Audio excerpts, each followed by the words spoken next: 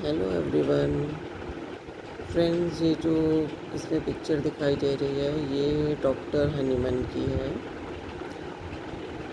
इनसे मैंने अपनी लाइफ में बहुत कुछ सीखा है। इन्होंने होम्योपैथी ही डिस्कवर की थी। ये एक एलोपैथिक डॉक्टर थे,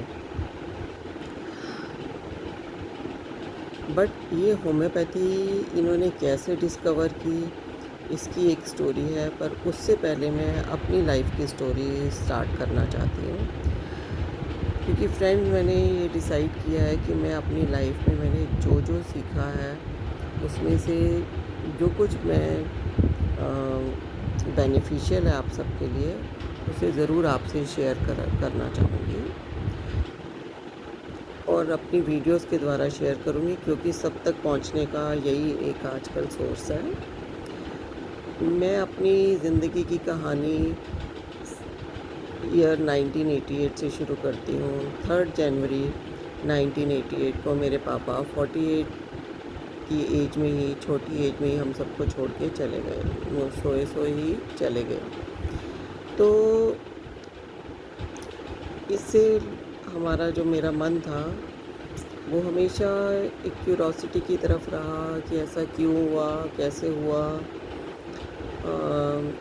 बट बहुत ज़्यादा डिप्रेशन था और उसी साल के एंड में मेरी शादी भी थी। और शादी के लिए मैं अपने नानी घर दिल्ली में आई हुई थी शॉपिंग के लिए। मेरी नानी घर के पड़ोस में मेरी मासी की सिस्टर रहती थी और मासी की एक फ्रेंड रहती थी। उन्होंने मुझे होम्योपैथी की 6-7 मेडिसिन्स के नाम बताए कि कभी कोई इमरजेंसी हो तो इन मेडिसिन्स को हम यूज़ कर सकते हैं। और जो मेरी मासी की जो सहेली थी वो किसी होम्योपैथिक डॉक्टर के पास रह के उन्होंने होम्योपैथी को अंडरस्टैंड किया था और आफ्टर फ्यू इयर्स उन्होंने अपनी प्रैक्टिस करनी शुरू कर दी थी। तो उनकी लाइफ मेरे लिए एक इंस्पिरेशन रही। उनके साथ बस उसके बाद मेरी शादी होगी और मैंने उन मेडिसिन्स को अपनी लाइफ में, जब कुछ ऐसी इमरजेंसी कंडीशंस आई, जैसे कोई गुम चोट लगी है तो आर्निका 30, कोई कट लगा है तो हाइपेरिकम 30, कोई गले में दर्द है और लाली के साथ है तो बालाडोना 30। इस तरह मैंने होम्योपैथी जो उन्होंने मुझे इंट्रोड्यूस की थी, मैंने अपनी लाइफ में उसको लेना शुरू कर दिया। एक तरह से प्रैक्टिस शुरू हो गई। और हमारे एक फैमिली फ्रेंड गवर्नमेंट हॉस्पिटल में डॉक्टर भी थे, जो रिसर्च ब्रांच में ओपीडी में बैठते थे। जब भी मुझे या मेरे बच्चों को या फैमिली मेम्बर्स को कभी भी कोई दिक्कत आई तो हम उन्हीं के पास चले जाते थे। तो क्योंकि वो गवर्नमेंट हॉस्पिटल में थे, ओपीडी में अपना वो लिख के देते थे हमें मेडिसिन का नेम। अब घर आके वो मेडिसिन का नेम लिखा हुआ है और मेडिसिन मैं या बच्चे ले रहे हैं, तो मुझे उनके रिज़ल्ट पता लगने शुरू हो जाते थे। और तभी मेरे हस्बैंड सुरेंद्र जी ने मुझे एक फेरिंगटन का मटीरिया मेडिका, होम्योपैथी का मटीरिया मेडिका ला के दिया।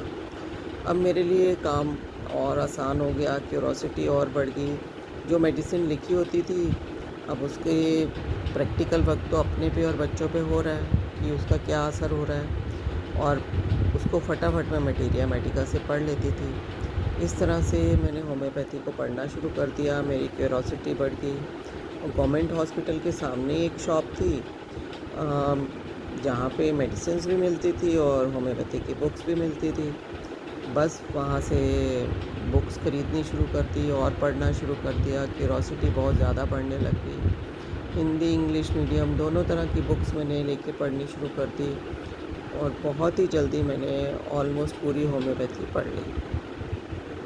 और अब उसको प्रैक्टिस, जब भी कोई प्रॉब्लम आनी अपने पे, अपने मेरी पेरेंटल फैमिली ने भी मेरे से हेल्प लेनी शुरू कर दी। उनके पास भी मैंने मेडिसिन रखवा दी और जब भी कुछ ज़रूरत होती थी तो फ़ोन पे वो लोग मेरे से पूछ लेते थे और वो मेडिसिन ले लेते थे। इस तरह मेरे नेबर्स, मेरे house help, family members, friends, सब ने होम्योपैथी की मेरे से मेडिसिन लेनी शुरू कर दी और पूरे विश्वास के साथ। और मोस्ट ऑफ द टाइम उसमें सक्सेस मिला और मैंने भी इसको क्योंकि थॉरो स्टडी करने के बाद ही मैं मेडिसिन किसी को देती थी, और वो पहले मेरे पे आजमाई होती थी, क्योंकि मुझे पता था homeopathy is without any side effects. Rarely उसके साइड इफ़ेक्ट है, वो भी हम उसको बिना सोचे समझे, बिना स्टडी किए अगर लेते हैं तो हो सकता है कि एक मेडिसिन की दूसरे के साथ इनमिकल रिलेशनशिप है, तो ऐसे होते हो। पर मैं बड़ी केयरफुली थॉरो स्टडी करने के बाद ही किसी को रिकमेंड करती थी, और ज़्यादातर पहले वो मेडिसिन मेरे पे ट्राइड होती थी ज़्यादातर। इस तरह से गॉड के ब्लेसिंग्स से मेरी होम्योपैथी की जर्नी स्टार्ट हो गई। बस अब नेक्स्ट उसमें मैं आपको बताऊंगी कि होम्योपैथी कैसे डिस्कवर हुई और इसका क्या प्रिंसिपल है, तो नेक्स्ट वीडियो में आपको ये बताऊंगी। Thank you friends.